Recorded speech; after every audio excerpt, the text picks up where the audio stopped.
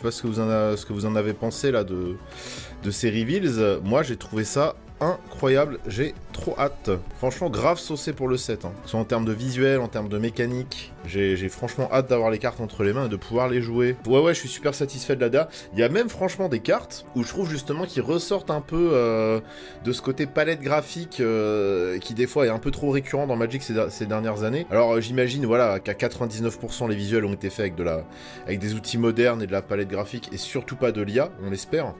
Mais il y a des cartes vraiment en termes de détails, en termes de patine, en termes de ressenti visuel, je retrouve un petit peu de Magical School. On est encore loin du Magical School, mais justement le côté espace, le côté cosmique, colle un petit peu justement à cette patte plus moderne qu'a Magic ces dernières années. Et il y a des trucs, franchement, c'est incroyable. Et le fait qu'on puisse maintenant avoir des vaisseaux spatiaux en commandant, là je vois le In-Spirit Flagship Vessel, ça c'est de la folie ça.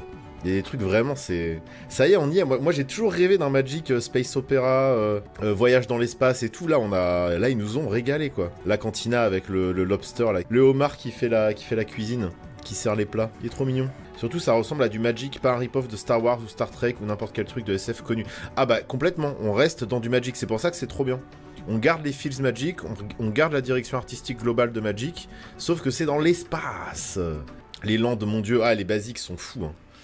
Les landes de base, mais tout en fait, toute la DA, il y a encore eu des trucs que j'avais pas vus. C'est fou qu'avec une cadence pareille, ils arrivent encore à réussir autant leur sortie, hein. Ce qu'on peut faire même, si on veut vraiment être exhaustif et rester dans la légalité, c'est-à-dire qu'on puisse analyser et commenter les reveals et pas les spoilers, enfin pas les leaks surtout, parce qu'il y a eu beaucoup de leaks pour ce set. D'ailleurs Wizards, c'est assez impressionnant à quel point ils ont très mal géré leur com pour la sortie de Age of Eternities. J'ai jamais vu autant de leaks pour un set Magic. C'est hallucinant, il y a au moins une trentaine de cartes qui sont sorties avant même que Magic dise quoi que ce soit sur la sortie de ce set. Après, il y a un petit côté SF forcément avec les vaisseaux spatiaux et tout, mais on est vraiment dans du pur space opéra. C'est de la fantasy spatiale, hein.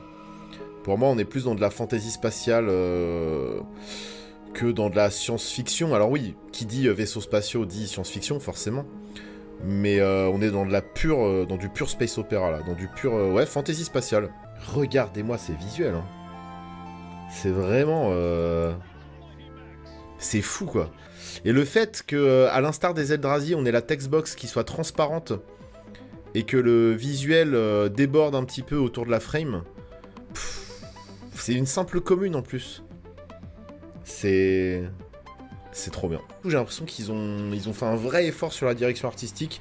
Là, au Final Fantasy, il y a des trucs pas foufou. Bon, Final Fantasy, le truc, c'est qu'il fallait aussi négocier avec Square Enix. Fallait se mettre d'accord sur comment on représentait les personnages du jeu. Et en fait, on était sur du Magic, finalement, avec des visuels assez modernes, mélangés avec la direction artistique de Final Fantasy, qui est assez éparse, on va dire, parce que chaque Final Fantasy a sa propre DA. Là, on retrouve un truc extrêmement cohérent, très propre, avec des choix artistiques assez radicaux en fait. Let's go.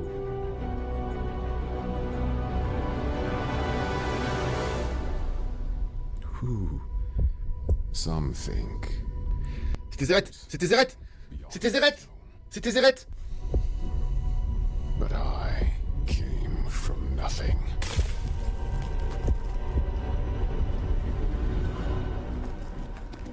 I took the opportunity. Alors, me demandez pas ce qu'il fout dans l'espace, je me rappelle plus. Je sais que Tézéret est ultra fan de technologie. D'ailleurs, c'est un... souvent, il est représenté sur les cartes comme un Planeswalker bleu ou Dimir et qui interagit avec les Arthos. Je sais que sur Kaladesh, il avait volé une invention pour faire transiter des trucs qui allaient aider Nicol Bolas. Et les trucs en question, c'était quoi? Je sais plus. C'était soit un portail pour envahir un plan, peut-être Ravnica. Ah, c'est loin, j'avoue, je me rappelle plus.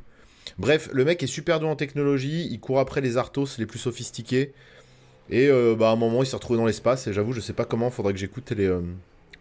Ils ont sorti les histoires en espèce de livre audio, là, sur YouTube. To forge my own destiny.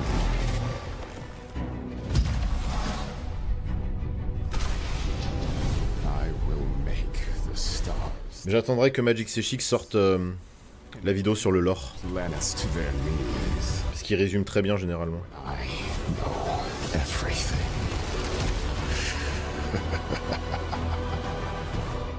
All the power in creation will be within my grasp. D'ailleurs, regardez cette image. Tézéret, c'est Elon Musk en fait. Voilà. Regardez cette image. Mais c'est vrai que Tézéret, en fait, c'est ça, c'est le néolibéral fou technobro et qui va détruire le monde à cause de ces nouvelles technologies. Regardez. Regardez déjà le symbole de Grok. Et regardez le symbole de Edge of Eternities. Déjà, voilà. Non, mais 100%, c'est... Parce que moi, je vois le même logo, je vois le même gars, là. Je vois la même détermination à enculer les planètes, vous voyez? Non, mais 100%, c'est Tézéret, hein. Y a aucun doute là-dessus. Hein. Within my grasp. Par contre, ils ont pas énormément investi sur le budget du teaser, je trouve. D'habitude, ils mettent des trucs qui pètent beaucoup plus. Swirling with color, it's full of battling spaceships. It's star nebula far. Alors, ce visuel, il est incroyable. Tu sens que ça a été fait à la peinture, sur toile. Alors, c'est peut-être des effets, hein. Peut-être qu'il y a des effets à la tablette qui permettent de faire ça, c'est même quasiment sûr. Mais en tout cas, sur le rendu, on dirait que la toile, elle a été attaquée avec, je sais pas, une truelle ou je ne sais quoi. Et on dirait vraiment que, genre, il y a de la matière. Vous voyez ce que je veux dire? Comme si la toile, elle avait été gratinée pour faire les piou-piou. C'est comme ça qu'on appelle. It's star nebula far, far away. It's a beautiful place. Ah, mais ça tue le Cavrou, quoi. Le Cavrou de l'espace, c'est fou. Pas tout vu, et bah écoute. What it means to have planets, what it means to have ships. Bon, je vais juste couper le son parce qu'il m'insupporte. Lui, il est vraiment trop stylé. Alors, Starfighter Pilot. Incroyable. C'est une commune, c'est une 2-2 pour 2. Quand il devient engagé, on surveille un. Ok, bon, ça c'est la petite carte de limité, pourquoi pas. Le visuel est très cool. Les Flavor Text, ils ont toujours été bons pour ça.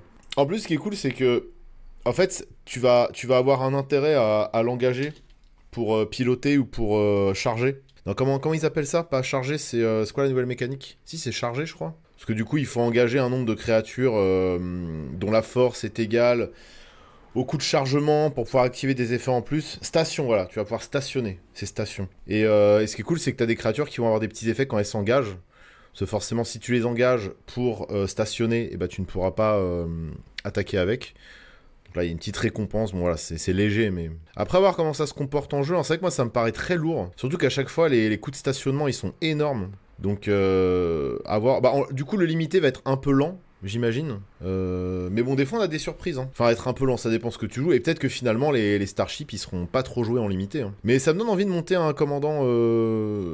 Ça me donne envie de monter un commandant en vaisseau spatial. Du coup, encore beaucoup de véhicules. Bah, on va voir. Hein. Pour l'instant, il n'y a pas eu beaucoup de véhicules révélés. Hein. Je crois même... aucun. C'est le Starfield vocaliste. J'aime bien maintenant, ils mettent vraiment des musiciens et des musiciennes dans les cartes Magic. Il y a un moment donné, il va y avoir des mécaniques autour de la musique, c'est pas possible autrement. Il coûte 4, c'est une 3-4. Il est humain et barde. C'est rigolo, on a un barde de l'espace. Si un permanent entre sur le champ de bataille et qui devrait causer une trigger ability, et bah le permanent que l'on contrôle... Ah oui, cette trigger ability se trigger une deuxième fois. Bah c'est pas mal, hein. On aime bien les cartes qui permettent de trigger plusieurs fois les abilities. Ça rentre évidemment dans Tassa. On a de plus en plus de cartes comme ça qui permettent de doubler les triggers d'arriver sur le board. Et c'est fort. Et ça a le Warp 2. Alors là, c'est intéressant, c'est une nouvelle mécanique. En fait, on peut cast cette carte uniquement depuis notre main en payant son coût de Warp. Donc c'est un coût alternatif. On exile la créature. Ah non, ok, en fait on la joue pour 2, donc on la joue pour moins cher via son coût alternatif. Et à la fin du tour, et au début de la fin du tour, cette créature est exilée. Et on peut la jouer depuis l'exil.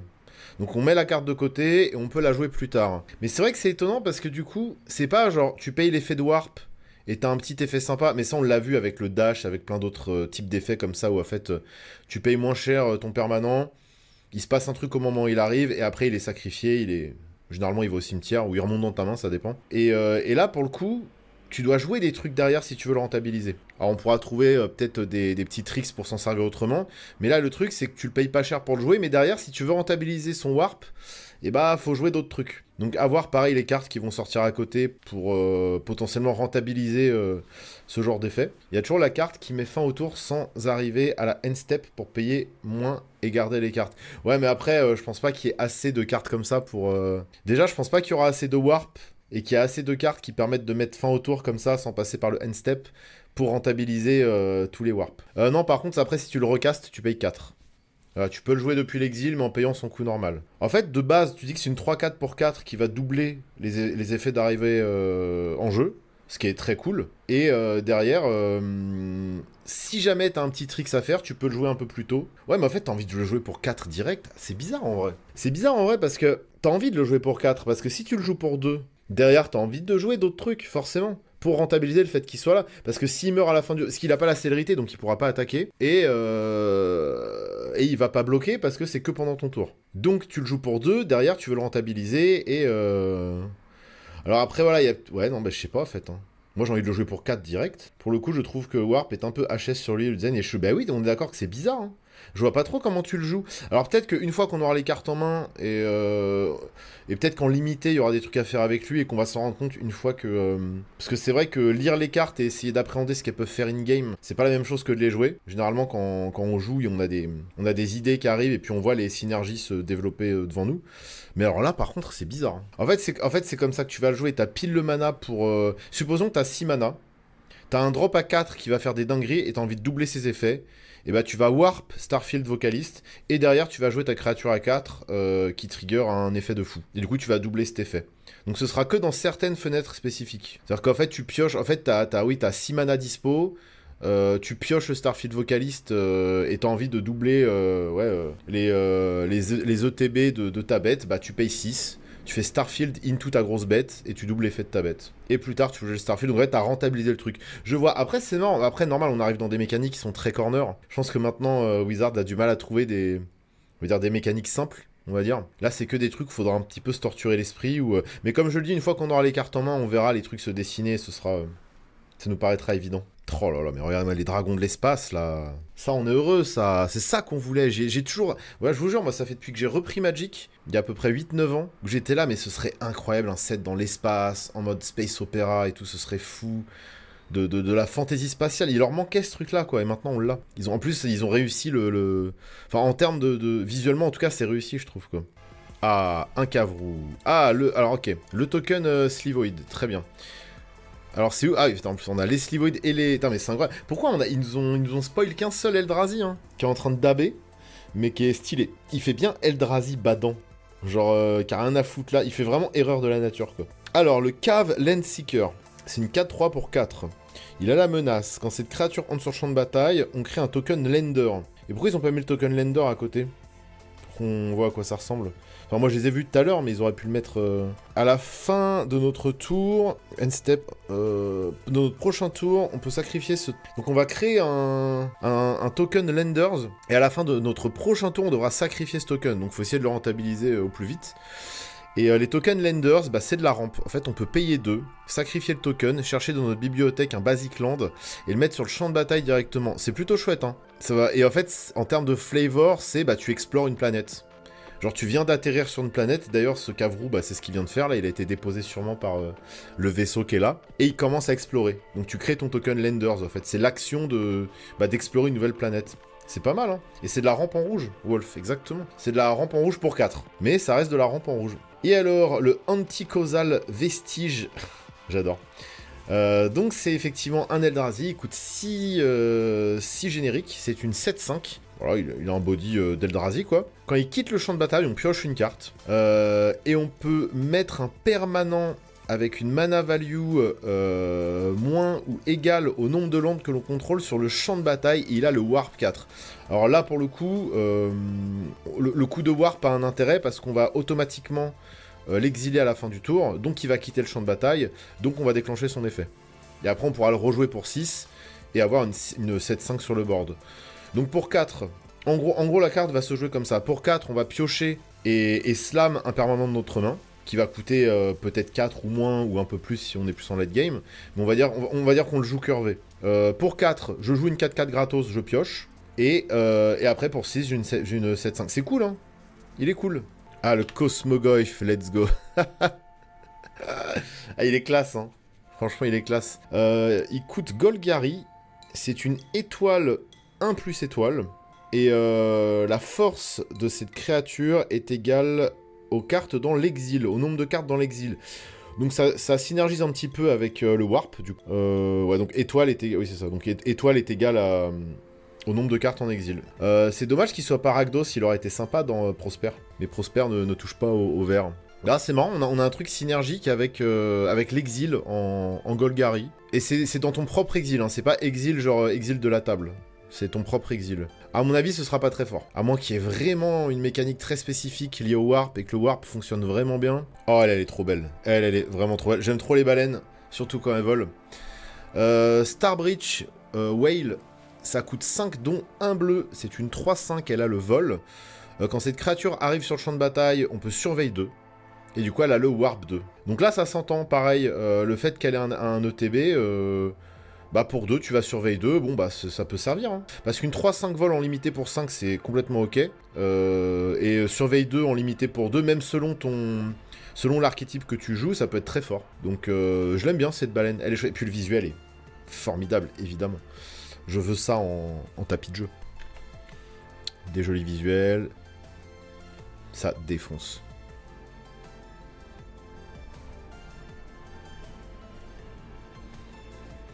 Pipou, pipou, pipou. Le Syriema. Donc là, bah, on a notre premier spacecraft. Donc ce sont des vaisseaux spatiaux et ce ne sont pas des véhicules, attention. Lui, il va coûter 3, donc 2 blancs. Et il faut effectivement le faire stationner pour qu'il puisse avoir des effets en plus. Donc déjà, lui, quand il arrive sur le champ de bataille, on va chercher dans notre bibliothèque une créature légendaire. On la révèle, on la met dans notre main et on mélange. Et ensuite, il faut le faire stationner jusqu'à 7. Ça veut dire qu'il faut engager au moins 7 de force sur le board. Une créature 7-7, ou une créature 3 de force et 4 de force. Bref, il faut que le total des créatures qu'on engage soit égal à 7. Et contrairement au véhicule, ça reste. C'est-à-dire qu'on peut engager 5 pendant un tour, et engager les 2 qui restent au tour d'après. Et là, on va activer le Syriema. Il faut voir ça un petit peu comme si tu chargeais ton vaisseau spatial avec des unités, avec des troupes, avec du matos. Et qu'une fois que c'est chargé, bah là il va pouvoir s'activer. Et donc une fois qu'il est activé, il devient 5-5 vol. Et les créatures légendaires engagées que l'on contrôle ont l'indestructible. Ok. Je me demande si ça aurait pas été sympa à l'époque où je jouais Essika, qui était mono vert d'un côté, multicolore d'un autre, et je la jouais en tribal légendaire multicolore. En vrai, rien que le fait que ce soit un tuto légendaire, c'est pas mal. Hein. Donc, c'est rigolo. Encore une fois, c'est le genre de mécanique. Moi, il faut que je les joue pour voir comment ça se comporte. Les coûts de stationnement me paraissent monstrueux à chaque fois. Lui, il coûte 7, mais il y en a, c'est 15, 20 et des bananes. Pour en plus avoir pour le coup, après, des spacecraft complètement cheatés.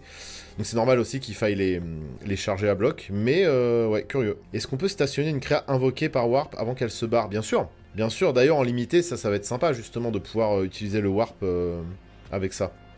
Ah bah voilà, voilà une utilisation du warp qui est très cool. Hein. Oui, complètement. Tu vas pouvoir rentabiliser la force de tes créas grâce au coût de stationnement. Les coûts de stationnement.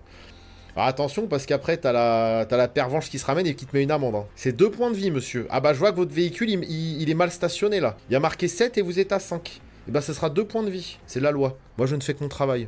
Oh, il y a les planètes aussi. Alors ça c'est trop cool. Ça défonce. C'est trop bien. C'est trop bien. Les planètes, ça fonctionne un petit peu comme les vaisseaux spatiaux. On va devoir stationner également sur ces planètes. C'est-à-dire qu'on va devoir, encore une fois, engager un certain nombre de créatures. Là, en l'occurrence, minimum 12 de force. Et là, c'est pareil. C'est comme si vous colonisiez la planète, en fait. C'est-à-dire qu'en engageant des créatures avec un certain nombre de forces, et bah mécaniquement, en termes de flavor, c'est tu engages tes créatures, elles vont coloniser la planète en question. Et donc bah plus la planète est colonisée, plus tu vas pouvoir atteindre son effet.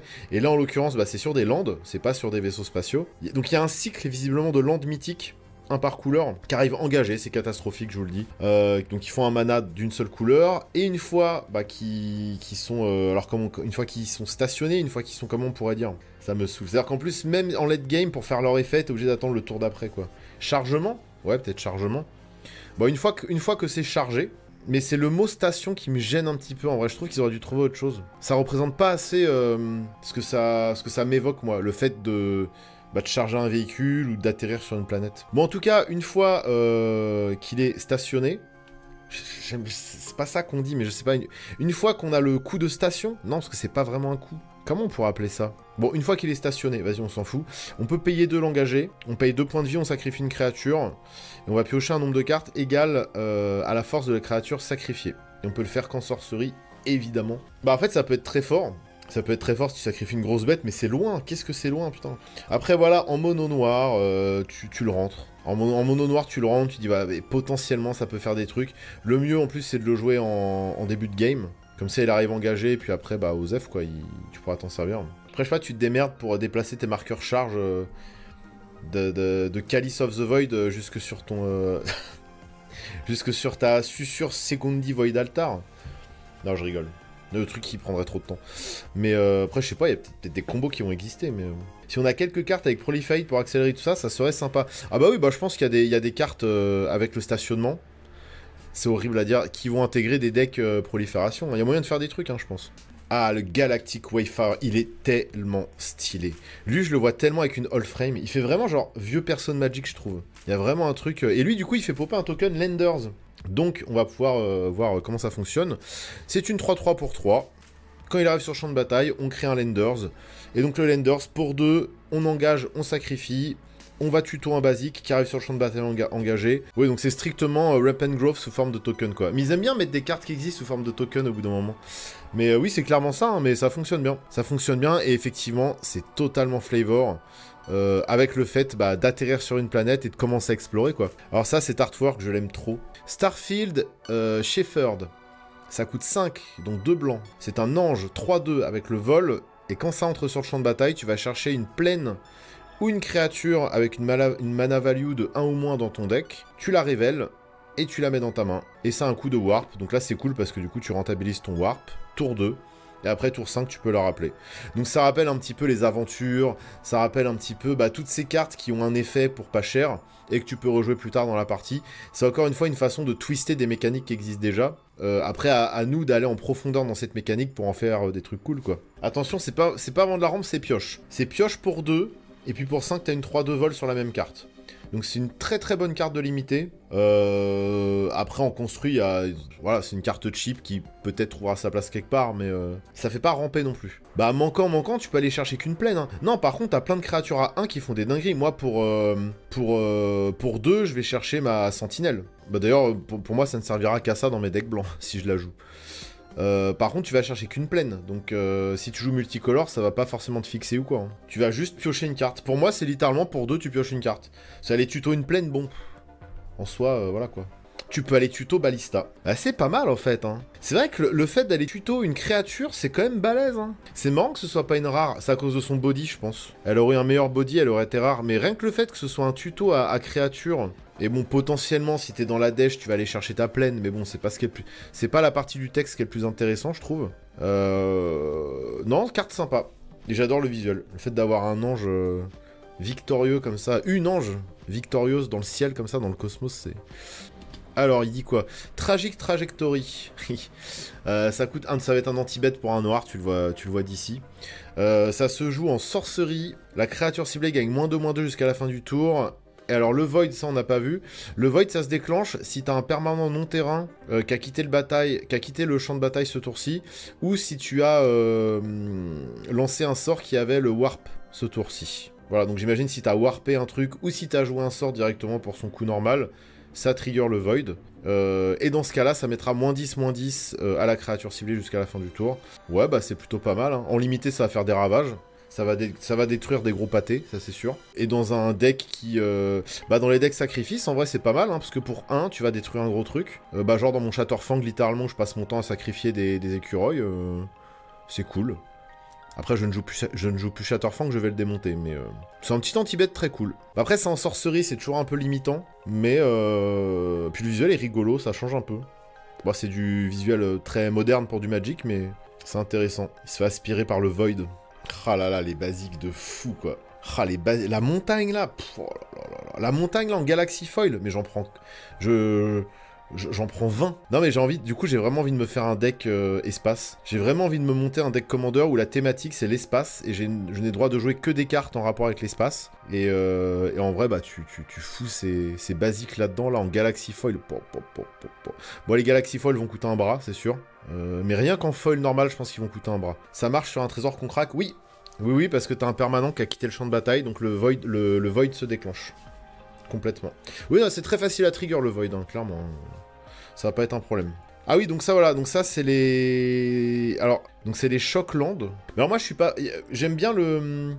moi, il y a un truc que j'aime pas sur ces visuels, c'est que déjà, ça me rappelle les finitions encre noire qu'il y avait sur Tarkir et que je trouvais pour les 3/4 d'entre elles dégueulasses, littéralement. Et là, j'aime bien le fait que tu sois depuis le cockpit de ton vaisseau ou depuis ton vaisseau, là, c'est l'ouverture, c'est les viewport lens, voilà. Donc, t'es vraiment en train de sortir de ton vaisseau et c'est la vue que t'as en sortant de ton vaisseau. C'est rigolo, c'est très sympa. On sort un peu de l'univers Magic, là, je trouve, en termes de visuel, mais c'est magnifique, hein. Franchement, tout ça en foil, t'es content. Mais je trouve que le fait qu'on ait vraiment un fond noir comme ça, c'est dégueulasse. Moi, j'aime pas. Il y a un côté bâclé, il y a un côté... Après, t'as envie que le texte reste lisible, je comprends, mais je sais pas, je suis pas... Ça me rappelle ces visuels de Tarkir que j'avais pas aimé, je suis... Mais tu prends juste le haut de la carte, là, c'est... Alors là, il racontait un truc sur les... Il y a un petit texte sur la planète, quoi. On veut voir les visuels, s'il vous plaît, monsieur, dame. Laissez-nous voir les visuels. Le breeding pool est incroyable, mais comme tous les breeding pools. Le stamping ground est sympa, le grul est sympa. Bon, après, pareil, une fois que je les ai entre les mains en foil, je vais être heureux, mais le Godless Shrine, je le trouve un petit peu fouillis. Après, on a que la moitié des Shockland, hein. On verra l'autre moitié plus tard, mais... Enfin, j'imagine que l'autre moitié devrait être dans le prochain set, je suppose. Ça va être dans le set Spider-Man, oh mon dieu, non. Ah, ça, c'est beau, ça. Ça, pareil, donc c'est le traitement Masterpiece. La Célestial Colonnade, incroyable. Donc ça, c'est un Manland. Il me semble qu'il était sur Zendikar à l'ancienne. Bon, c'est un peu osef en vrai, mais... High Market, je sais pas ce que ça vaut. Mana Confluence, on dirait vraiment un... Je sais pas. C'est sympa qu'il l'ait fait, mais ça fait trop genre vieux livre de... Sur l'espace. Vous voyez, il n'y a pas de côté très fantasy, je trouve. Il y a un autre traitement plus cool de Mana Confluence. Oui, alors tous ces lands-là ont deux traitements différents. Il y en a un avec les bordures et l'autre sans bordure, et l'artwork est différent selon s'il y a la bordure ou pas. Et effectivement, il y a un petit côté Fortnite dans le choix des couleurs. Vous voyez, c'est de fantasy un peu... Enfin, pas justement, pas fantasy, mais... Enfin, si fantasy slash science-fiction qu'on a dans les jeux modernes, notamment. Les autres, je les trouve sympathiques, mais... à la limite, voilà, c'est des cartes que je pourrais jouer uniquement dans des decks portés sur l'espace. Si un jour je me fais un deck thématique sur l'espace, je pourrais mettre ce genre de cartes dedans, quoi. SF un peu édulcoré. Oui, c'est ça, ouais. Ah bah voilà, bah c'est ça, voilà. Ça, c'est les autres traitements qui font un peu plus... couverture de vieux bouquins de SF. Ça pourrait rappeler des vieilles covers de Fondation ou de trucs comme ça. C'est sympa. C'est sympa. Fallait le faire à un moment donné, c'est sûr, c'était le moment. Ça... Encore une fois, j'attends de les voir entre les mains et j'attends de voir en foil à quoi ça va ressembler. Je serais content d'en mettre une ou deux dans mes decks à thématique de l'espace ou thématique SF. J'aime bien, je trouve ça bien. C'est pas les pires, c'est pas les meilleurs qu'il y a eu. C'est cool, c'est très cool.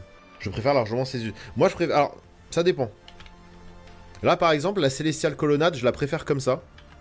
Par contre, les 4 autres... Donc Gemstone Caverns, High Market, Mana Confluence et Nesting Grounds, je les préfère effectivement avec le traitement vieux livre de SF. Mais la Célestial Colonnade, comme ça, elle est trop abstraite. On comprend pas trop ce que ça raconte, c'est très abstrait, c'est même pas très beau en soi, je trouve, tu vois. Bon, la Célestial Colonnade, je préfère celle qui est là. Elle est vraiment charmée. Celle-là, je la trouve osef total. Par contre, les 4 là, ouais, je mange. Alors, on a quoi d'autre? Encore un traitement, alors ça, c'est encore un traitement différent, c'est le Surreal Space. Surreal Space. Et ça, c'est... Alors, c'est pas de la réédition. Parce que Arc Enemy Charm, c'est le nouveau charme qui est dans cette extension.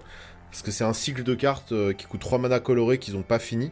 Celui-là, c'est le 3ème, je crois. On a Terra Symbiosis, le Cosmogoyf, le fameux, Quantum Rider et le Nova Elkite. Alors, là, franchement, pour le coup, les 5, pardon, je les trouve très, très, très stylés. Waouh. Donc, Terra Symbiosis, c'est un enchantement qui coûte 3. Et quand vous mettez un marqueur +1/+1 sur une créature que l'on contrôle, on pioche autant de cartes. Heureusement qu'on peut le faire qu'une fois par tour. Alors ça va rentrer dans Yuna immédiatement. On va cut un piocheur de merde, là, où il faut je sais pas combien de conditions pour piocher. Ça rentre directement. En plus, c'est bien, c'est que les gens ne jouent plus d'interaction en commandeur, donc en plus, ça restera sur le champ de bataille. Ça va me faire piocher tout mon deck, let's go. Le Arc Enemy Charm, donc en fait, c'est les fameux charmes qu'on peut jouer en instant, donc celui-là, c'est le 3ème. Je crois qu'on avait le rouge et le bleu pour l'instant. Donc là, on a le noir, et on a le choix entre 3 effets. Le premier, ça va être exiler une créature en Planeswalker. Ouais. On va pouvoir retourner sur le champ de bataille une ou deux créatures, ou Planeswalker. Ah oui, dans la main, j'ai eu peur. Putain, j'ai fait quoi? Donc, depuis le cimetière dans notre main. Et sinon, on va pouvoir mettre 2 marqueurs +1/+1 sur une créature ciblée. Elle va acquérir le lifelink jusqu'à la fin du tour. Donc les effets en soi, séparément, ils sont pas très forts pour 3 mana, colorés en plus. Mais ce qui est cool, c'est qu'on a le choix. On a le choix entre 3 effets très différents. Donc ça peut sortir de certaines situations. Je trouve que après le power level plancher d'une carte comme ça, c'est pas ouf. Le Cosmogoyf, on a vu. Le Quantum Rider, ça coûte 5, c'est une 4/6. C'est un Sphinx mythique, il a le vol. Quand il entre sur le champ de bataille, on pioche une carte. Il a le Warp 2, donc pour 2, on pioche une carte. Et c'est cool ça. C'est cool parce qu'il se remplace en attendant d'être joué pour son coup de mana normal. Et tant que l'on a moins de cartes dans notre main, tant qu'on a une carte ou moins dans notre main, si on devait piocher une ou plusieurs cartes... Ah oui, tu pioches autant de cartes plus une. Ok, oui, c'est ça. Ah, donc ça marche même à l'étape de pioche début de tour. Tu vas piocher 2 cartes au début de ton tour. Bah, c'est balèze. Parce que déjà, t'as une 4/6 vol pour 5. Donc déjà, le cul est plutôt balèze en l'air, donc ça, c'est cool. Tu l'as en main de départ, c'est pas grave. Elle te colle pas à la main parce que tu la remplaces pour 2. Et ensuite, tu la rejoues pour 5 normalement. Eh, c'est costaud, hein. Et le Nova Hellkite, il coûte 5, c'est une 4/5. Ça a le vol, la célérité. Pop, pop, pop, pop. Ça, c'est puissant.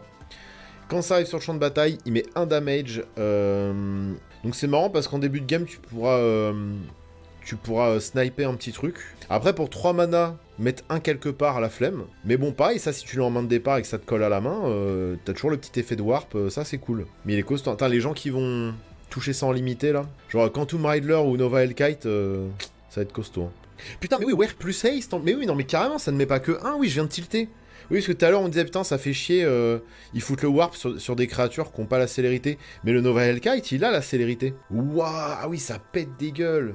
Donc pour 3, t'as une 4-5 vol célérité. Oh, ça va faire mal. Et après, tu le rappelles pour 5, quoi. Non, non, franchement, c'est balèze. C'est balèze. Mais c'est vraiment parce que le warp, j'ai l'impression que ça s'adapte à plein de situations différentes. Des fois, c'est un peu useless ou c'est dur à jouer. Des fois, la carte elle-même, t'es content qu'elle ait warp parce qu'à elle toute seule, elle fait des dingueries. Il y a un truc un peu... Mais ça colle avec le côté espace, modification spatio-temporelle, genre trou noir. Il y a un côté genre, ah, ma créature, elle est là, elle est pas là. Puis en fait, elle est là, elle fait un effet, mais en fait, il y a un côté genre, vous voyez... Comme on a dit là, pour l'instant, j'ai pas vu d'effet de cheaté là avec le warp, pour l'instant, même avec des effets de blink. Hein. Alors si, ça va être intéressant parce qu'en fait, tu vas blinker ta bête, et en fait, vu que ce sera plus le même objet, t'auras payé ta bête son coup de warp. Donc j'avoue, par exemple, le Quantum Rider dans Tassa, c'est assez cool. Parce que... Ah, alors attendez, comment ça se met en pile? Parce que là, c'est au début de l'étape de fin que tu dois exiler ton warp. Donc est-ce qu'avec Tassa, j'ai le droit de dire, début d'étape de fin, je blink mon Quantum Rider, il arrive sur le champ de bataille, c'est plus le même objet, j'ai pas besoin de l'exiler. Je me rappelle plus comment est wordé Tassa exactement, c'est en début d'étape de fin. Donc sachant que l'effet de warp, t'es obligé d'exiler au début de l'étape de fin, tu peux un petit peu faire comme tu veux. Si 2 effets se trigger au début de l'étape de fin, oui, tu peux choisir l'ordre, bien sûr. Mais donc je pense que Tassa, c'est au début de l'étape de fin. Tu organises tes triggers dans l'ordre, et c'est au même moment. Ok, et bah du coup, ça veut dire que tu peux... Dans Tassa, grosso merdo, pour 2, j'ai une 4-6 vol qui va me faire piocher, qui va me faire 2 fois piocher, et ah ouais, non, c'est beaucoup trop fort. Pour 2 mana, dans Tassa, Quantum Rider, ça veut dire pioche 2, 4-6 vol sur le board, pour 2. Et avec l'effet, ou si t'as plus de cartes en main, ça te fait plus piocher. Et effectivement, ça peut faire des bêtises. Ok, donc ça, c'est encore un autre traitement, c'est le Borderless Triumphant. Ça fait déjà 3 traitements différents. Et sachant qu'il y a le traitement Stellar machin, qui se divise en 2 traitements spécifiques. Alors on a quoi là-dedans? Bah on a le Tézéret qui avait été teasé il y a un petit moment déjà. On a Ragost, Deft, Gastronaute. Ah mais c'est le homard qui fait la cuisine. Il est incroyable. Ils le remontreront après je crois. Peut-être qu'il est déjà passé. C'est un lobster cuisinier. Et avant tout citoyen. Il a sa carte d'identité. Rogost, Deft, Gastronaute. Il va coûter Boros, c'est une 2-2. Les artefacts que l'on contrôle deviennent des nourritures, en plus de leurs autres types. C'est-à-dire qu'on peut payer 2, les engager et les sacrifier pour gagner 3 points de vie. On peut payer 1, l'engager, sacrifier un token de nourriture et mettre 3 damage à chaque joueur. Ça, c'est rigolo. Il va y avoir des petites bêtises à faire avec ça. Et au début de chaque étape de fin, si on a gagné des points de vie ce tour-ci, on le détape. Ah oui, ça peut faire des grosses bêtises. Mais c'est rigolo. Tu mets un petit doubleur de dégâts dans le deck. Il y en a plein en rouge. En fait, les gens, ils vont avoir peur de ce bon vieux homard. Je pense qu'ils vont le snipe très très vite. Et puis en plus, ça va être très facile de gagner des points de vie avec le fait que tous tes tokens deviennent des nourritures. C'est marrant, ouais. C'est marrant, c'est intéressant. Le mec recycle tout, quoi. Il est capable de cuisiner des boulons et des trésors. C'est rigolo, hein. Commandant rigolo. Ouais, c'est un commandant rigolo. C'est ça. Et rigolo. Astelli Reclaimer, on a... Non, on n'a pas vu. Ça coûte 5, dont 2 blancs. Il est 5-6. Il est ange et warrior. C'est incroyable. Quelle classe. Il est vraiment classe. Hein. Ça, en foil, ça aura de la gueule. Il vole, évidemment. Quand cette créature entre sur le champ de bataille, on peut retourner un permanent non-créature, non-terrain, avec une mana value de X ou moins depuis le cimetière sur champ de bataille. X étant le coût de mana pour avoir lancé cette créature. Ah, donc on va pouvoir le faire une première fois pour 3 et une seconde fois pour 5. Et en plus, c'est pas négligeable, c'est une 5-4 vol. Donc c'est plutôt costaud. Et rappelle qu'en plus, il a 5 de force, donc il va pouvoir faire stationner des gros véhicules. Des gros starships. En gros, pour 3, tu ramènes un truc de ton cimetière qui coûte 3 au moins. Tu l'engages, tu mets des marqueurs charge sur ton gros spaceship, tu l'exiles, et 2 tours après, il revient, refait la même, et en plus, il reste sur le champ de bataille. T'as une 5-4 vol. C'est costaud. Putain, mais ça en limité, ça va être extrêmement violent. Non créa, ça fait chier, ouais. Non créa, ça fait chier de ouf, mais en plus, t'imagines, t'aurais pu directement faire... mettre tous les marqueurs charge sur un gros spaceship, là, ça aurait été... En fait, le warp, ça marche très bien avec la station. J'ai l'impression que ça match bien les deux ensemble. Et en plus, ils ont des bons bodies. Hein. Les créatures avec le warp, elles ont quand même des grosses forces. Donc ça va être facile, je pense, de charger les vaisseaux spatiaux. J'imagine. Peut-être. Elijai Acolyte, ça coûte 4, donc 2 noirs, c'est une 4-4 avec le lifelink. Quand une ou plus de créatures que l'on contrôle mettent des combats de damage, on va piocher une carte, perdre un point de vie. Ça, c'est assez classico. Capacité de void. Au début de l'étape de fin, blablabla, on va créer une 2-2 robot artefact. Ok. Les mecha warp et station sont faits pour fonctionner ensemble visuellement. Ah bah complètement, oui. Mais ouais. Ce qui est assez étonnant parce que le warp, c'est un peu genre les créatures qui ont l'air justement de se faire aspirer dans des trous noirs, d'apparaître puis de disparaître. C'est pas les pilotes que t'envoies justement bosser dans les spaceships, quoi. Sami Wildcat Captain, il y a chat sauvage dans son blaze. Peut-être que... il coûte Boros plus 4, c'est une 4-4 Double Strike Vigilance. Il est très costaud. Et le Tezzeret Cruel Captain, donc il coûte 3. Alors c'est marrant parce que c'est un commandant qui... n'a pas énormément des commandants incolores. Lui, il coûte 3 génériques. Il arrive avec 4 de loyauté. Quand un artefact que l'on contrôle entre sur le champ de bataille, on rajoute un marqueur loyauté sur Tezzeret. Et tant mieux, parce qu'il n'a pas de capacité qui fait gagner des marqueurs. Pour 0, on va détaper un artefact ou une créature. Si c'est un artefact, on va mettre un marqueur +1/+1 sur elle. Ok. Le -3, on va chercher dans notre librairie une carte d'artefact qui coûte 1 ou moins, la révéler, la mettre sur le champ de bataille. Quand je vois un truc incolore qui coûte pas cher... et qui permet d'aller tuto des artefacts qui coûtent pas cher, je me dis que potentiellement ça trouverait une place dans les formats éternels. Alors peut-être que 3 mana c'est trop cher, mais pouvoir aller tuto des Arthos qui coûtent 1 ou 0, ça peut faire des bêtises, je pense. Et le -7, on gagne un emblème qui dit qu'au début du combat, pendant notre tour, on va mettre 3 marqueurs +1/+1 sur un artefact que l'on contrôle. Si ce n'était pas une créature, il devient 0-0 robot artefact. Alors moi, là, comme ça, je sais pas trop quoi en foutre de ce truc, en vrai. Le untap target artefact, sur les cailloux, ça peut être rigolo. Ça peut faire beaucoup de mana. En vrai, pour 3, t'as un truc qui te fait ramp. Parce que pour 0, tu vas détaper un caillou. Ou un Gilded Lotus, ou ce que tu veux. Tezzeret va chercher Mana Vault. Bah, il va chercher plein de trucs, hein. Il va chercher le Black Lotus. Mana Vault qu'il détape ensuite. Ah oui, bah oui, bien vu. Ah bah oui. Ouais, t'engages ta mana volt et tu la détapes direct derrière. Waouh. Non mais ça peut être une machine à mana, Tezzeret. Hein. Parce que ouais, c'est ça, en fait, tu vas aller tuto... Enfin, déjà, tu vas avoir potentiellement des jolis cailloux sur le board qui va détaper. Mais tu peux effectivement lui dire d'aller chercher mana volt sur son -3. Tu joues ta mana volt, il va repasser à 2. Et après, pour 0, tu la détapes. Non mais y a les joueurs de format éternel, ils vont trouver des trucs à faire avec ça, je pense. En vrai, ça, dans les autres formats... Tuto des Arthos à 1 et 0, c'est une dinguerie. Phyrexian Drainout, Shuko, Terrain Arthos, ouais, de fou. Et puis le Phyrexian Drainout, ouais, tu peux... T'as une 12-12 pour 1, tu la stifle. Ouais, mais c'est ça en vrai. Hein. En vrai, de toute façon, quand il y a marqué que tu peux aller tuto partout dans ta bibliothèque un artefact qui coûte 1 ou moins, généralement c'est fort. Je sais pas en standard ce que ça va valoir. Moi, j'ai aucune maison où il rentre dans mes decks Commander multi. Mais effectivement, en vintage, en vintage et en legacy, il fera sûrement des trucs. Ou en duel commander, mais je connais pas, enfin je joue pas en duel commander. Ok, bah c'est sympathique, hein. Il fait pas mal rêver ce set, je trouve. Hein. Ah bah voilà, c'est la version normale de Ragost. Mais c'est vrai, moi j'irais jamais bouffer dans sa cantina. Regardez, il fait des steaks de câbles. Il a fait un sushi de boulon. Il fait des pancakes... non, il fait des cupcakes à l'éponge. C'est abominable. Qui mange ça? Bah après peut-être que sur la planète Xenion 500, il mange ce genre de saloperie, j'en sais rien moi. Mais il est rigolo. Le Lobster Citizen. Quand même. Bah il a son petit tablier et tout quoi.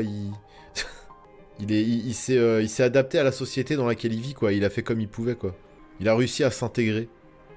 Alors ça, c'est encore un autre traitement, c'est le traitement film de monstres des années 50-60. On en a déjà eu pas mal, hein, que ce soit dans des Secret Lair ou à l'époque de Duskmorn. Alors c'était pas vraiment film de monstres, c'était plus film d'horreur de manière générale. Là, on est vraiment dans le film de monstres des années 50, quoi, les vieux films de la Warner. Donc réédition du Sylvoid Overlord. Du Sliver Overlord. Le traitement est sympathique, voilà, c'est les cartes rigolotes. Bon, t'es content d'en dropper une, ça doit... Je pense que ça cote toujours un peu. Ça fait joli dans un classeur. Mais encore une fois, moi, c'est le genre de carte que je mettrais que dans des decks très spécifiques. Que j'aime bien que mes decks aient une DA, quoi. Donc bon, ça, c'est une DA tellement particulière que... Et on n'a pas eu de Slivoid, hein. J'avoue qu'on a vu un Eldrazi et on a vu un token Slivoid. Et il y a un Arthos aussi, mais ça, je crois pas qu'on le verra là parce que c'était un leak. Et pas un Reveals. Mais je sais qu'il y a un Arthos pour 6 là qui fait pop des Slivoid.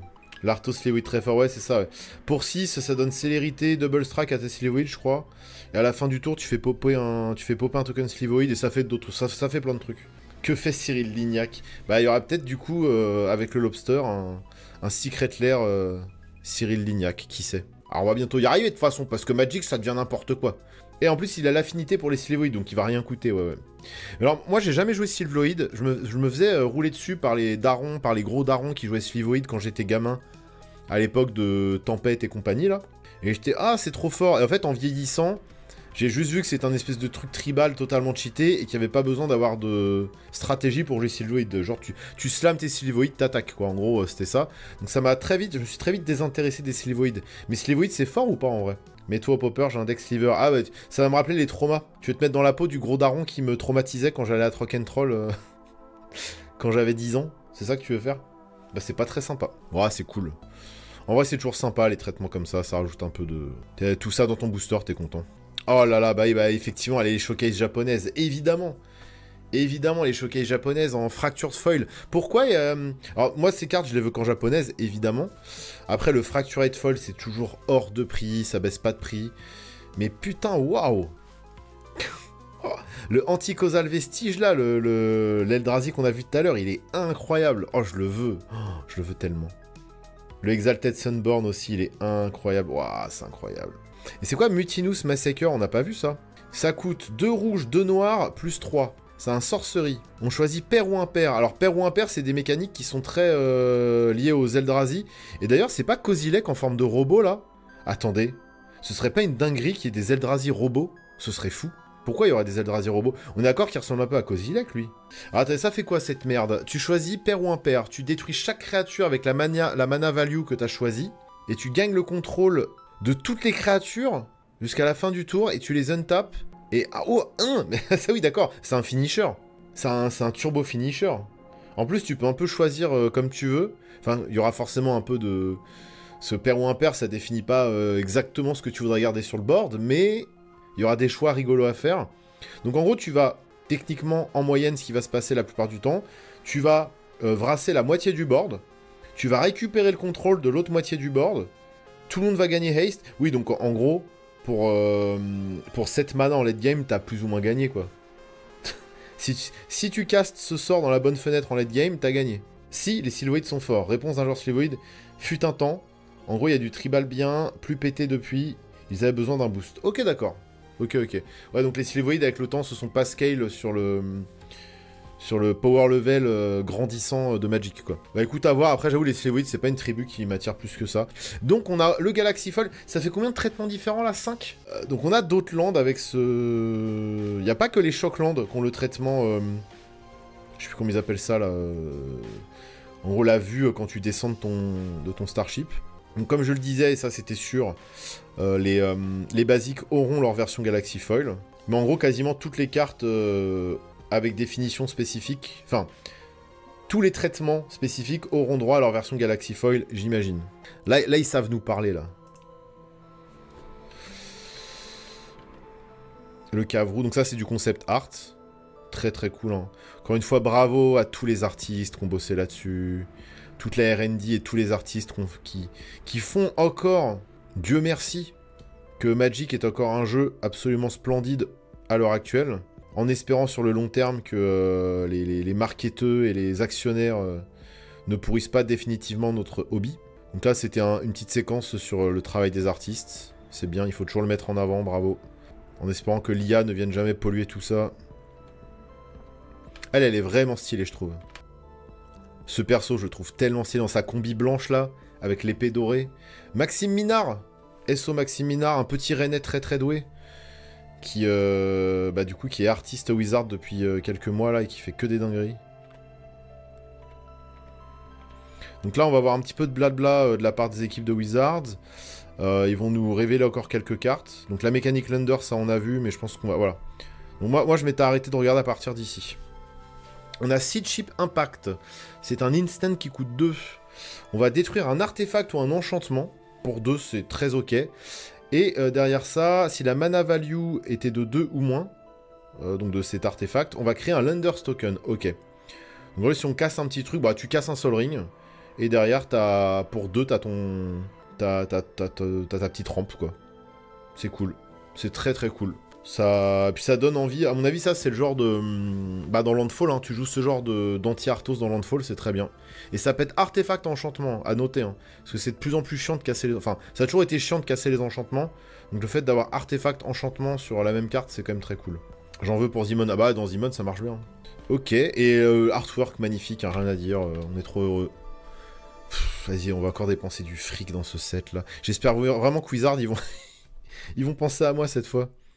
D'ailleurs, Wizard m'a invité à l'AP à Paris, une AP influenceur, et j'ai refusé parce que j'ai un tournage à Marseille le jour même. Blabla, blabla, blabla. Est-ce que c'est une nouvelle mécanique? Ça a encore un token... Ah, ça fait encore popper un token Lender. C'est un instant qui coûte 3, dont un blanc, Emergency Eject. Ah, c'est pas mal. C'est quand tu t'éjectes de ton vaisseau en urgence parce que tu vas te faire exploser la gueule. Tu peux détruire un permanent et son contrôleur va créer un token Lender. Ah ouais. Ah, c'est tellement flavor, c'est trop bien. Donc ça veut dire que c'est Generous Gift, sauf que au lieu de créer une 3-3, tu fais ramper ton adversaire. Qu'est-ce qu'on pense de ça? Qu'est-ce qu'on pense de ça? Je pense que c'est cool. Alors je préfère lui donner une petite merde que de le faire ramper. Donc ça reste, je trouve, quand même un petit peu inférieur aux cartes qui permettent de remplacer un gros machin contre un petit machin. Sachant que globalement, tu veux te débarrasser d'un gros truc, donc c'est que le mec est déjà en avance sur la game, ou en tout cas, qu'il a de quoi caster des gros trucs, normalement. Donc le faire ramper, c'est pas très grave. Surtout, faut qu'il paye 2. Je trouve ça pas mal, hein. Je trouve ça vraiment pas mal. Ouais, il doit payer 2 pour ramper. Ouais, c'est vrai, ouais, c'est pas mal, hein. En EDH où les gens jouent peu de basique, c'est bénef. Ouais, oui, bon après le basique, je dis ça. Ça m'est déjà arrivé de devoir tuto des basiques et j'en avais plus dans mon deck. Ça m'est déjà arrivé. Parce que je buildais comme un salopard. Il doit payer 2 pour ramper, donc je préfère ça à donner une 3-3. Oui, mais je suis assez d'accord. Je suis assez d'accord, en vrai, c'est plutôt balèze. C'est dommage que le visuel soit un peu osef. Je suis pas fan de ce visuel. Il y a encore une fois un peu trop abstrait. Mais ils aiment bien Magic faire de plus en plus de trucs très abstraits, très... avec des couleurs, des flashs, des textures, des lumières, mais sachant que ça va être joué dans pas mal de trucs, j'aurais mis un visuel un peu plus iconique. Bah comme Generous Gift, quoi. C'est turbo iconique, Generous Gift. Puis t'as le petit token qui va avec, bien et tout. Alors, ça dit quoi? Ok, bah là on a les 5 token lenders différents. Très bien. Un qui a l'air de correspondre à du vert, l'autre à du rouge, du noir, du bleu, du blanc. J'imagine que c'est ça, hein. Chaque couleur a son lenders. Ah, mais non, ok, un lender, c'est genre une navette que t'envoies. Ok. C'est une navette d'atterrissage. Du coup, je retire ce que j'ai dit tout à l'heure, parce que j'étais, oui, lander, c'est bizarre, c'est plus une action d'atterrir sur une planète et d'explorer une planète. Non, en fait, le lander, c'est la petite capsule d'atterrissage que t'envoies sur la planète pour explorer. Très bien, je comprends. Bah non, mais c'est Turbo Flavor en fait, c'est parfait. L'Arthos, c'est la navette. C'est pour ça que je comprenais pas, c'est bizarre qu'un artefact soit une action. Mais non, c'est la petite navette, la petite capsule. C'est stylé. Trop bien. Bah je comprends mieux, bah le set est trop bien. Ah bah ça on a déjà vu, on a déjà commenté. J'ai hâte de jouer les spacecraft quand même. Hein. Ouf. Ah attendez, ça j'ai pas vu. Ça a l'air d'être du costaud. Le visuel est très cool. Alors, il y a une petite vibe IA, ça m'enquiquine. Vous voyez, là, on comprend pas trop, là. C'est un peu le bordel. Après, ça a l'air quand même d'être vraiment dans la DA des concept art et tout. Donc, je pense pas que ce soit de l'IA, mais... ouais, quand c'est un peu brouillon, bizarre comme ça, maintenant, je me méfie. Mais soyons pas parano. Et le fait de sacrifier le lander, c'est Flavor avec l'idée que la capsule se crache à l'atterrissage. Complètement. Ah non, mais ça marche trop bien. C'est parfait, encore une fois, parfait. C'est des génies, qu'il soit que je dise. Un commandeur 5 couleurs qui a l'air... Ok, ouais, attendez, on va le lire. Alors, Infinite Guideline Station. Ça coûte 5, dont 1 mana de chaque couleur.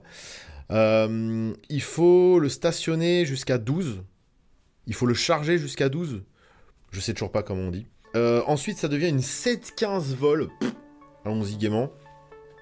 Et quand il attaque, on va piocher une carte pour chaque permanent multicolore que l'on contrôle. Donc il se comprend lui, j'imagine. Donc on va au moins piocher une carte. Quand il arrive sur le champ de bataille, on crée une 2-2 robot artefact pour chaque permanent multicolore que l'on contrôle. Ah ouais. Ça a l'air très très balèze. Alors c'est rigolo déjà.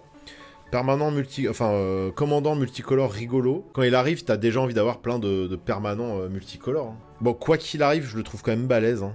Ouais, parce qu'il se comprend lui-même. Donc il arrive, quoi qu'il arrive, avec une 2-2 robot. Donc, pour 5, t'as lui qui pop et une 2-2. Le problème, c'est qu'il est artefact, il peut se faire casser très facilement. Après, une fois qu'il est créature, c'est une 7-15, mais il est toujours artefact, hein, donc il peut se faire fumer. C'est à la fois très fort, et ça prend anti-bête, et ça prend anti-arthos, quoi. Infinite, la Flame Station. En plus, oui, il faut investir 12. Il faut investir 12 dans la station. Donc après, ça devient une créature, et il peut se prendre anti-bête, quoi. C'est-à-dire, bah, j'engage 12 de force, ok, bah en réponse, je te tue... Une fois que ton spacecraft il devient créature, je le anti-bet. Tout simplement. Tu lui mets un petit generous gift là. Alors après le truc c'est que c'est un commandant à setup, c'est-à-dire qu'en fait tu vas v'la setup pour qu'il arrive et pour que ça devienne direct une 7-15 vol qui te fait piocher 1 milliard de cartes. Ça va surtout être ça. Hein. Bon, ça se prend anti-arthos. C'est ça qui est vénère, c'est que ça se prend anti-arthos quoi. C'est tellement loin. Petite image du reboisement sur le Infinite Guideline Station, là, hop là. Non, mais après, voilà, faut essayer de le rendre indestructible, de l'équiper, de le protéger. Bon, voilà, il y a plein de solutions. Vous vous débrouillez, hein. Ok, donc ça, ce sera j'imagine, le commandant alternatif du pack World Shaper. Earthhull, the World Seed. Un noir, un rouge, un vert, un générique. Lui, pour avoir des effets, on doit forcément avoir... on doit le charger, quoi qu'il arrive. Donc, station 2. On paye 1 au langage, on sacrifie un land, on pioche 2, on peut jouer un land additionnel ce tour-ci. Et station 8, ça devient une 6-7, vigilance, haste, flying. Et quand on sacrifie un land, chaque joueur pioche 2 cartes. Donc en fait, le premier effet répond un petit peu au deuxième, déjà. C'est spécial comme mécanisme. Ils ont fait un commandant avec station, quoi. Enfin, bah, c'est un spacecraft, donc c'est comme... Oui, en fait, ils peuvent tous potentiellement être commandants, mais là, il y a vraiment une volonté de le mettre en commandant alternatif dans le deck pré-con, quoi. C'est un peu loin pour moi, ça, je vous avoue. Ça doit être... le visuel est incroyable. J'adore le visuel, il est magnifique. Genre, c'est une espèce de vaisseau spatial biomécanique, là. J'adore. J'ai trop envie de savoir ce qui se cache derrière cette espèce de vaisseau bizarre là. Bon après le station 2 il est facile à atteindre en vrai. D'ailleurs tu sacrifies un land, tu pioches 2. Ouais non si c'est bien. Déjà piocher 2, jouer un land supplémentaire c'est bien. Il y a plein de cartes qui permettent de jouer des lands depuis son cimetière. Non mais il y a moyen de le faire rouler celui-là. Je pense qu'il n'y a pas trop besoin de rajouter d'huile de coude. Il se suffit à lui-même je pense. L'idée c'est de le slammer quand t'as déjà 8 sur le board. Bah c'est ce que je disais, en fait j'ai l'impression que les spacecraft ça demande déjà un gros setup. Et en fait, tu les joues pas forcément dans la curve, t'attends d'avoir un vrai setup. Le problème, c'est qu'en face, ils peuvent très bien attendre d'avoir l'anti-arthos ou l'anti-bet. Et toutes les ressources que tu as investies, bah ça tombe un peu à l'eau, quoi. C'est là où, à la fois, c'est très fort, et en même temps, bah, c'est à la merci de tout, quoi. Par contre, rien que le Station 2, il fait value. Hein. Ça fait beaucoup de value. Non, c'est balèze, hein. Puis la carte est trop belle, vraiment. C'est trop cool. Ok, donc ça doit être le commandant secondaire, du coup, de Counter Intelligence. Donc c'est celui qui prolifère quand il devient engagé, sachant qu'il peut pas s'engager lui-même. Bah, sauf en attaquant. Hein. Ça coûte bleu, blanc, rouge. Station 1. Au début du combat, pendant ton tour, tu mets un marqueur +1/+1. Tu mets au choix un marqueur +1/+1 ou 2 marqueurs charge sur un artefact. Ok. Donc tu peux le cibler lui-même, parce que c'est pas... Ah si, c'est Other, tu peux pas le cibler lui-même, très bien. D'accord, donc avec la prolifération, c'est bien, parce que ça va permettre de commencer à proliférer. Et le Station 8, c'est une 5/5 vol, et les autres artefacts que l'on contrôle ont le Hexproof et l'indestructible. Alors là, c'est peut-être plus intéressant, parce que pouvoir protéger ces spacecraft, ces véhicules et ces... Bah, tous ces Arthos, hein, c'est pas dégueu. Hein. Indestructible Hexproof, c'est quand même plutôt cool. Et sinon, c'est une 5/5 vol. Bon, ça, à la limite... Bon, c'est déjà ça. Hein.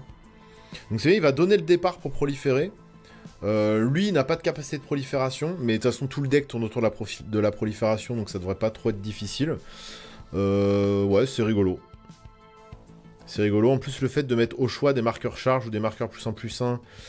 Derrière, tu vas pouvoir charger tes spacecraft. Et une fois que ce sera des créatures potentielles... Alors, je sais pas s'il y aura beaucoup de spacecraft ou quoi. Hein, mais ils ont l'air quand même de pas mal axer là-dessus. Tu vas charger tes spacecraft. Une fois que ce sera des créatures, tu peux mettre des marqueurs dessus. Ou alors, tu mets des marqueurs sur tes créatures pour qu'elles soient plus fortes. Pour charger plus facilement tes spacecraft. Donc, en fait, l'un alimente l'autre. C'est chouette. En mono noir, Nécro indestructible, je prends. Mais non, pas cette fois. Ah, mais il n'y a pas de noir là dans le Inspirit Flagship Vessel. C'est bleu, blanc, rouge ici. Non mais oh. Tu prends cette phrase, tu la sors de son contexte. Est-ce qu'ils vont me proposer d'autres trucs? Ah, ça on connaît pas. Petit Unco en rouge, ça coûte 3. C'est une 2-3. Il est Drix et artificier Drix. Ça me dit rien, Drix. Quand une autre créature ou un artefact que l'on contrôle entre sur le champ de bataille, cette créature met 1 damage à chaque joueur et ça a le warp 1. Donc là, on a encore ce truc de tu vas warper ton truc pour 1. Et derrière, il va falloir jouer d'autres trucs pour rentabiliser ton warp. Ce qui est un peu étrange. C'est comme tout à l'heure, c'est-à-dire qu'en fait, t'as plein de mana. Tu peux faire des dingueries parce que t'as moyen de faire popper plein d'artefacts pendant ton tour. Donc plutôt que de le jouer pour 3, tu vas économiser, tu vas le jouer pour 1. Et les 2 manas qui te restent te serviront peut-être à faire d'autres dingueries derrière. Faut prendre le truc un peu à l'envers. C'est comme la créa qu'on a vu tout à l'heure, là, je sais plus ce que c'était. Mais c'est pas genre le warp arrive, ça déclenche des effets directs, c'est cool, non, c'est... Quoi qu'il arrive, l'effet de base est chouette, quoi. Il va pouvoir mitrailler à gauche à droite. Quoi qu'on a vu des trucs qui triggeraient sur le nombre de créatures en exil. Donc peut-être tour 1, ça peut faire des trucs en vrai. Ouais, c'est ce que je disais, c'est ce qu'on a dit, oui, comme la créature de tout à l'heure. Mais par contre, non, parce qu'on a vu des effets aussi qui jouaient sur le nombre de cartes en exil. Donc en vrai, tu warp ça tour 1, t'as une carte en exil qui potentiellement améliorera des effets plus tard. Bon bref, on n'a pas toutes les cartes en main, on peut pas... Voilà. Social Engineering. C'est un enchantement qui va coûter 5, dont 2 verts. Son landfall, c'est créer une 2-2 robot artefact. Et il a le warp 2. Oh, mais c'est encore des trucs... C'est encore des trucs de warp où tu sais... Parce qu'en gros, ça quoi, tour 3, tu vas warper pour 2 ton enchantement. Tu vas jouer un token, t'auras une 2-2. Enfin, tu vas jouer un land, t'auras une 2-2. Ton mana qu'il en reste, enfin le mana qui reste, t'en fais pas grand chose. Non, en fait, c'est toujours pareil, c'est-à-dire que il y a un moment donné, tu vas être pile on curve pour jouer une dinguerie, sauf que t'as que 2 mana dispo, donc tu vas le warper pour 2, tu vas jouer ta dinguerie, ça va faire plein de trucs avec tes lands, tu vas faire plein de robots. Et, voilà, et potentiellement, des fois, tu le joueras pour 5 et il restera là, parce que t'avais la fenêtre pour le jouer. Donc c'est marrant. En fait, le warp, c'est très bizarre parce que c'est pas un truc que tu vas séquencer. C'est pas une capacité que tu pourras séquencer toujours de la même façon. C'est un truc que tu pourras séquencer de manière... Enfin, ce sera selon la situation, quoi. C'est assez particulier. Ça peut aider à rentabiliser le tour où tu joues une planète tape. Oui, par exemple. Oui, pourquoi pas. C'est vrai, c'est vrai. C'est vrai que derrière, tu auras ton petit 2-2. Ton land, il arrive table, donc tu as 3 mana, puis tu auras fait ton petit machin, puis tu pourras le... Oui, c'est ça. Oui, en fait, quoi qu'il arrive, c'est un enchantement pour 5. Tu crées son landfall. Son landfall, c'est créer une 2-2. Quoi qu'il arrive. Mais si jamais, voilà, même en limité, tu l'as en main de départ... Bon bah voilà, t'as rien à jouer tour 3, tu joues ce truc là, c'est rentabilisé avec ton petit robot, et tu peux le rejouer plus tard. Et c'est un mindset particulier, je trouve, le warp. Mais c'est intéressant, c'est intéressant. Après c'est l'espace, hein, c'est voilà. Hein. Donc ça c'est la carte illustrée par Maxime Minard, SO. C'est juste une 9-9 pour 9 warp 3, donc là effectivement c'est rigolo. Effectivement, le warp, c'est fait pour synergiser avec la station. Parce que là, clairement, tu warp ça, tu l'engages. T'actives immédiatement un spacecraft, pardon. T'actives immédiatement ton vaisseau spatial. Bon, lui, à la limite, il dégage à la fin du tour, mais tu t'en fous, il reviendra potentiellement plus tard. Mais il a fait son effet. C'est-à-dire, pour 3, t'as chargé un spacecraft. Voilà. C'est le Bygone Colossus. Il est robot et géant. Alors, c'est marrant, parce que, encore une fois, tu regardes son visuel... C'est clairement une espèce de robot extraterrestre bizarre qui a l'air de faire des trucs de fou avec le temps et la matière, clairement. Alors que pour moi, en termes de design, ça aurait dû être un gros robot qui charge un espèce de clone en fait. Un gros robot clone qui charge un vaisseau, vous voyez. Mais le truc, c'est qu'en fait, le warp, justement, ça correspond à des... Enfin, il me semble qu'en termes de flavor, le warp, c'est que tu manipules justement un peu l'espace-temps. Donc, meilleur moteur à station, et c'est top. Ils l'ont fait incolore. Ouais, comme ça, tu peux le jouer partout, même en limité. Oh, il est magnifique, lui. Oh, il est trop beau. Enfin, c'est vraiment Robocop, quoi. C'est Robocop avec des épaulettes, hein. Avec des grosses épaulettes. Emissary Escort, il coûte 2, dont un bleu, c'est une 0,4. Il va gagner plus X plus 0. X est égal à la plus grosse mana value des artefacts que l'on contrôle. Ok. Il a pas de capa d'évasion, ça me paraît pas terrible. Après, ce qui est quand même rigolo, c'est que on a quand même des grosses créatures artefacts dans le set. Donc en limité, ça peut être très cool. Et on est d'accord que le robot géant, là, c'est un artefact, là. Ouais, c'est rigolo parce que en gros, tu vas warp des gros machins. Donc potentiellement, ça pourrait être une 9-4. Vous voyez, en limité. Après, l'autre, c'est une rare, donc c'est peut-être difficile à créer comme synergie. Mais au moins, tu warp ça. C'est-à-dire que tour 2, tu poses ta 0-4. Tour 3, tu warp ton Bygone Colossus. Et t'as une 9-4 prête à attaquer tour 3. En limité, c'est chouette, hein.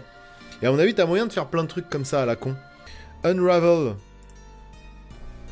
C'est un contre-sort, ça coûte 3, dont 2 bleus. Tu vas pouvoir contrer un spell. Simple, efficace, interdit. Contrer un spell. Si la valeur de mana dépensée pour cast ce spell était moins chère que la mana value du spell, on pioche une carte. Donc si c'est un spell qui a coûté 3 ou moins, on pioche une carte. Non, qui a coûté 2 ou moins. Ouais, c'est less. Voilà, donc en gros, si on contre un sort qui a coûté 2 ou moins, on pioche une carte. C'est pour contrer les warps.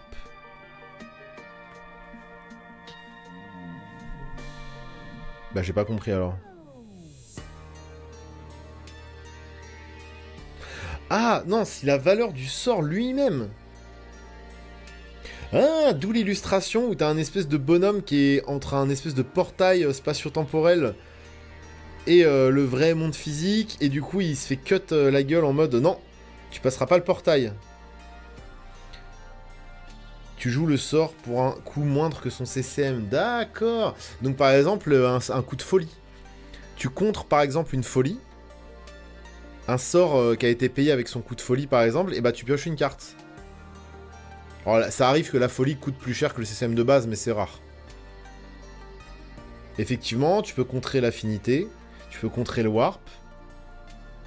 D'accord, et par exemple, si t'as une carte qui dit tous les sorts d'artefacts coûtent 1 de moins à lancer, si ton CCM c'est de 3 et que tu le casses pour 2, tu peux le contrer. Ah, c'est intéressant. Ok, ça permet un peu de punir un peu plus ceux qui trichent sur le CCM. Ok. Et le visuel marche trop bien pour ça d'ailleurs, c'est cool. C'est cool, ok, je comprends, j'ai compris la carte. Moi, il me faut du temps pour comprendre la carte. Le Sunset Saboteur, c'est stylé ça. Sunset Saboteur. Ça coûte 2, dont 1 noir. C'est un humain rogue 4-1.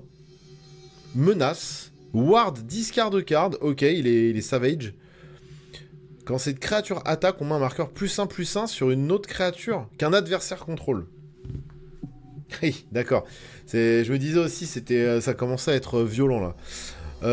Ok. Alors c'est spécial, hein. Parce que 4-1 menace, ward, discard card, c'est savage de fou. Parce qu'en fait, ça arrive très vite dans la partie, et derrière, potentiellement, tu tues 2 bêtes. Si le mec veut bloquer, potentiellement, tu tues 2 bêtes. 4-1, t'as évidemment envie de bloquer, surtout en limité, hein, c'est vénère. Le truc, c'est que ça arrive très vite, donc potentiellement, en face, il n'y a pas de créature. Hein.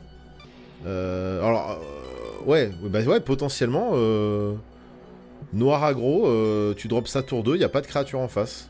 Bon, supposons qu'il y a une créature, par contre, c'est vrai que mettre un marqueur +1/+1 en face, c'est quand même difficile. Hein. Surtout que derrière, ça va être plus facile pour toi de bloquer. Je sais pas quoi penser de cette carte. C'est très particulier. Carte archi débile, c'est drôle. Ouais, mais c'est ça, c'est drôle. C'est particulier, quoi. Ça risque d'être cochon en standard. Pour peu qu'il n'y ait qu'une bête en face, 4-1 dans la face. Bah ouais, c'est ça. C'est ça, parce qu'en fait, sur des decks mid-range, par exemple... Alors, encore une fois, je connais pas la méta du standard, mais... si toi, tu joues noir aggro... Enfin, je sais pas s'il y a un archétype Boros aggro, ou... Enfin, pas Boros, pardon, Rakdos aggro, ou Mono noir aggro. Potentiellement, ça va peut-être créer un archétype, ça, je sais pas. Effectivement, même s'il y a qu'une créature en face, il pourra pas bloquer. Donc même si elle prend des marqueurs, tu t'en fous un peu. Derrière, pour gérer le Sunset Saboteur, tu dois quand même discard. Avec plein de gestion, ça peut être fort. Ouais, ou alors tu joues un espèce de truc un petit peu tempo. Avec que des Sunset Saboteurs ou des équivalents dans le deck. S'il y a des petites créatures noires qui peuvent attaquer facilement. Et ça peut être... ouais. Petit deck un petit peu tempo. Avec juste ça pour aggro, c'est rigolo. En duel commandeur, je vais essayer, mais le slot A2 en aggro noir ou Rakdos c'est bien chargé. Ok. Bah tu nous feras un retour du Sunset Saboteur. Alors ça, je l'ai vu passer. Ah, c'est le genre de carte, tu dis, bah Wizards, ok, d'accord, ok, d'accord. D'accord, ok. Frenzied Ballot. Frenzied Balos, peu importe. Pour 2 mana vert, c'est une 3-2.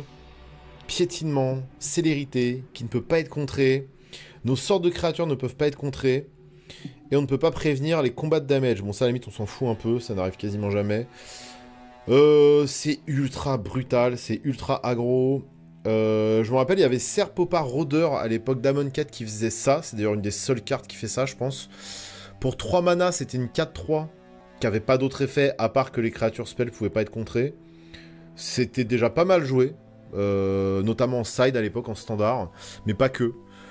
Et là, c'est une version plus forte, plus aggro, améliorée en fait, quoi. C'est extrêmement brutal. C'est extrêmement brutal. Je pense qu'en standard, ça peut faire des trucs. Parce qu'on a vu des grosses bestioles vertes ou grules popper enfin dans le format standard, qui étaient des grosses bêtes pour pas beaucoup de mana. Mais là, c'est pas du mid-range. Là, c'est du pur aggro, là. Et c'est pas tous les jours qu'on a des créatures mono vertes avec le haste. Hein. Et généralement, du mono vert avec le haste, c'est costaud. Ça, c'est costaud. Le Génomorphe Imago. On l'avait vu passer, lui, tout à l'heure, quand on avait regardé vite fait sur Magic Spoiler. Il coûte 1 vert, 1 bleu. C'est une 1-3 insecte et druide. Il a le vol. Et son effet de landfall. La créature ciblée devient une 3-3 jusqu'à la fin du tour. Et si on a 6 terrains en plus, la créature ciblée devient une 6-6 jusqu'à la fin du tour. Ok, c'est rigolo. Pas compris pourquoi le Borderless a le cadre légendaire. Ah oui, effectivement, il n'y a pas de... Oui, bah oui, elle est pas légendaire du tout. Mais en plus, dans ma tête, je la voyais légendaire, parce que j'avais dû voir le cadre, et je me suis dit, ça peut être un commandant qui fait des trucs. Bah, je pense qu'elle est légendaire, c'est juste qu'ils ont oublié de... Ouais, c'est bizarre. Ça a la gueule d'une créature légendaire, en tout cas. Donc, est-ce qu'ils sont juste plantés sur le cadre, ou est-ce qu'il y a une seule erreur? Et en fait, ici, il devrait pas y avoir le cadre légendaire. Est-ce que ce traitement-là... Ah non, on a vu des Triumphant cartes qui étaient pas légendaires. Donc c'est pas un traitement réservé aux créatures légendaires. Pas forcément réservé aux créatures légendaires. Donc soit il y a deux erreurs, c'est-à-dire il y en a une là et une là. Soit il y a qu'une seule erreur et elle se situe là. Et ouais, je sais pas, ça pourrait être une créature légendaire. Hein. Ok, j'aime bien la gueule, j'aime bien le design, c'est rigolo. C'est une créature... Ouais, donc en fait, oui, ça va rentabiliser toutes tes petites créatures. Pourquoi pas des petits dorks. Alors, singularité... Rupture. Ça coûte 6. C'est beaucoup de mana, ça. J'imagine que c'est une vrasse. Destroy all creatures. Then any number of target player. Ok, d'accord, donc tu vas détruire... Bah, c'est une vrasse. Et ensuite, n'importe quel nombre de joueurs que tu vas cibler va meuler la moitié de sa bibliothèque. Ah ouais. Ok. Il donne de plus en plus de pouvoir au deck meule, hein, ces derniers temps, la Magic, hein. Pauvre, je suis en train de monter Hope. Après, Hope, c'est pas les bonnes couleurs. Mais, ok, d'accord. Alors déjà, c'est pas souvent qu'on a des Vrasses où il n'y a pas de blanc dedans. Et là, pour le coup, c'est une Vrasse qui va avantager les decks meules. D'accord, ok. J'ai hâte de voir la suite. Donc là, ils vont commencer les reveals petit à petit. Hein. On va regarder ça de près. Et puis, malheureusement, je pourrais pas faire les AP parce que je travaillerai ce jour-là, ce week-end-là, malheureusement. Alors que j'ai été invité à Paris par Wizards pour faire l'AP, malheureusement je ne peux pas, voilà. Pour une fois qu'ils me donnent l'heure, ceux-là, enfin bref. Je vous fais des gros bisous, merci à tous d'avoir suivi ce live. Moi j'ai trop hâte, donc on verra hein, quand ça sortira et tout, on essaiera quand même de faire un petit peu de contenu, puis au moins une ouverture. Même si Wizard rince pas, on essaiera peut-être de faire une petite ouverture sur la chaîne comme on fait pour chaque extension. Profitez de la vie, prenez soin évidemment de vous et des autres. Je vais essayer de monter cette rediff potentiellement pour la poster sur la chaîne Magic, pour ceux qui sont arrivés un petit peu tard. Et on se revoit au plus vite. Ciao, à plus. Bye.